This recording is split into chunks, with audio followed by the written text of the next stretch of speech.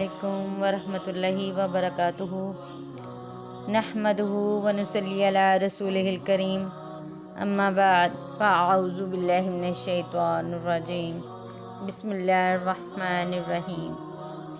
رب اشرح لی صدری ویسر لی امری واحلل عقدۃ من لسانی یفقہوا قولی۔ آج جو میں نے بتانا ہے وہ سورہ اخلاص کے بارے میں ہے۔ سورہ اخلاص کی فضیلت کے بارے میں بتانا ہے کہ سورہ اخلاص کی فضیلت کیا ہے، سورہ اخلاص کو پڑھنے سے ہمیں کیا نیکیاں ملتی ہیں اور کیا چیز ہمیں حاصل ہو سکتی ہے۔ تو سورہ اخلاص جو ہے، سب سے پہلے تو اکثر لوگوں کو پتہ ہی نہیں ہوتا کہ سورہ اخلاص جو ہے وہ کون سی ہے۔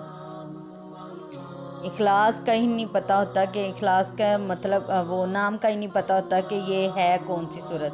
اگر کہا جائے قل ھو اللہ احد تو پھر پتہ چلتا ہے۔ تو ایک مسلمان ہونے کے ناطے یہ تو ہمیں پتہ ہونا چاہیے کہ سورہ اخلاص ہے کون سی۔ تو یہ سورہ اخلاص کب نازل ہوئی، کیوں نازل ہوئی؟ یہ نبی کریم صلی اللہ علیہ وآلہ وسلم کے پاس کچھ مشرکین آتے ہیں اور کہتے ہیں کہ نبی کریم صلی اللہ علیہ وآلہ وسلم آپ اپنی اللہ تعالیٰ کا حسب نسب تو بتائیے ہمیں۔ تو تب یہ جو ہے صورت نازل ہوئی۔ تو اللہ تعالیٰ نے فرما دیا کہ اللہ تعالیٰ کیا ہے۔ اللہ تعالیٰ نے اپنا جو ہے حسب نسب، جو انہوں نے پوچھا تھا حسب نسب، تو بتا دیا اللہ تعالیٰ نے کہ میرا حسب نسب کیا ہے۔ قل ھو اللہ احد۔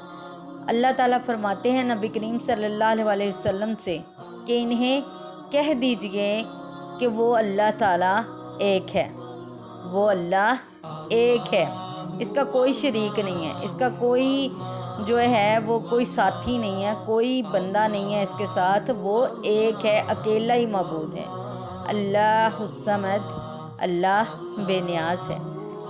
لم یلد، نہ اس نے کسی کو جنا ہے، ولم یولد، اور نہ وہ خود جنا گیا ہے، نہ ہی اسے کسی نے جنا ہے۔ نہ اللہ تعالیٰ نے کسی کو جنا ہے اور نہ ہی وہ جنا گیا ہے۔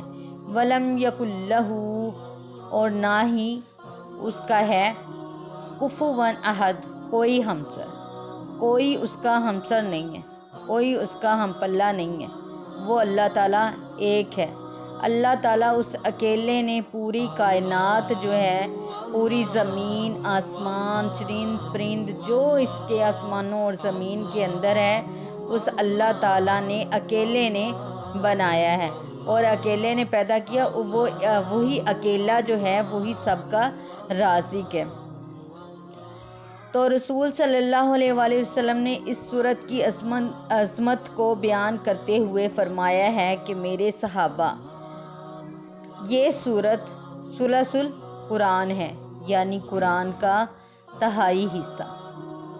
یہ قرآن کا تہائی حصہ ہے۔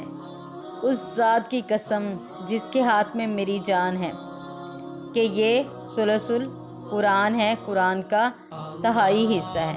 دوسری روایت میں آتا ہے کہ یہ کام تو کر سکتا ہے، اور اگر وہ کرنا چاہے، یعنی کہ ہر بندہ یہ کام کر سکتا ہے اگر وہ کرنا چاہے، کہ پوری رات کو قرآن کا تہائی حصہ پڑھ لے۔ کوئی ایسا ہے جو پڑھ سکے؟ تو جو بندہ سورہ اخلاص پڑھ لیتا ہے، سمجھیں اس نے قرآن کا تہائی حصہ پڑھ لیا۔ ایک صحابی نبی کریم صلی اللہ علیہ وسلم کے پاس آتے ہیں اور وہ کہتے ہیں کہ مجھے اس سورت سے بہت زیادہ محبت ہے۔ تو نبی کریم صلی اللہ علیہ وسلم فرماتے ہیں، اس محبت کی وجہ سے تو جنت میں جائے گا۔ جو شخص 10 مرتبہ سورہ اخلاص پڑھ لیتا ہے، اللہ تعالیٰ اس کا گھر جنت میں بنا دیتے ہیں۔ یہ سورہ اخلاص ایک چھوٹی سی سورت کی اتنی فضیلت، اتنی اہمیت اور اتنا اس کا اچھا جو ہے وہ ہمیں نعمت بدل مل رہا ہے کہ ہم جو نیکی تھوڑی سی کر لیتے ہیں، تھوڑا سا اس کو پڑھ لیتے ہیں، تو اللہ تعالیٰ نے کتنا ہمیں اس کا اجر دے دینا، کتنا بہترین اجر دے دینا۔ اس لیے سورہ اخلاص کو قرآن کی بہترین سورت کہا گیا۔ ایک صحابی جب بھی نماز پڑھاتے تو نماز میں سورہ اخلاص جو ہے اس کی لازمی تلاوت کرتے۔ تو ہر بار اس سورہ اخلاص کی وہ تلاوت جو تھے وہ فرماتے تھے۔ تو دوسرے صحابہ کرام رضی اللہ تعالیٰ عنہ نے اس بات کا ذکر نبی کریم صلی اللہ علیہ وآلہ وسلم سے کیا، تو نبی کریم صلی اللہ علیہ وآلہ وسلم نے اس صحابی سے پوچھا کہ آپ کیوں ہر بار یہی صورت پڑھاتے ہیں؟ صحابی نے کہا کہ یا رسول اللہ، یہ صورت مجھے بہت پسند ہے، میں اس صورت سے محبت کرتا ہوں۔ اس صورت سے تو نبی کریم صلی اللہ علیہ وسلم نے فرمایا کہ اگر تو اس صورت سے محبت کرتا ہے نا، تو اس محبت کی وجہ سے قیامت والے دن تو جنت میں جائے گا۔ سبحان اللہ۔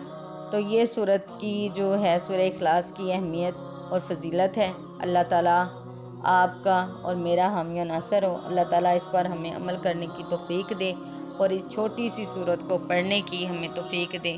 جزاکم اللہ۔